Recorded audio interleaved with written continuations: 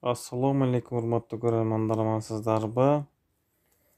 Бүгүн 30 март 2022 жыл Бишкектеги курстар боюнча көргөзө турган болсок, азыркы учурда Моссоветтеги акча алмаштыруулар боюнча айта турган болсок, доллар 82, ал эми евро 92 сом, рубль 94 тыйынга көтөрүлүп калды Кудайга шүгүр.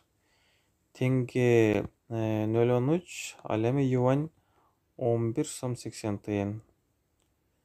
Кийинкиси доллар 82, евро 92, рубль 95, ал эми казак теңгеси 0,13 болуптур. Бул жерде дагы рубль жогору экен, көтөрүлүп калыптыр, күндөн күнгө көтөрүлүп баратат Кудайга шүгүр.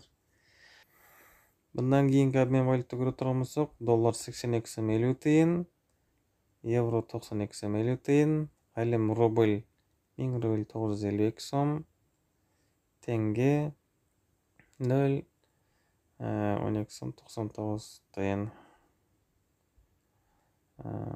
Көрүп турганыңыздардай, дирхам 21 сом, фунт 110 сом. Каналга катталып, подписаться басып коюңуздар, видеого лайк басып, комментарий калтырыңыздар.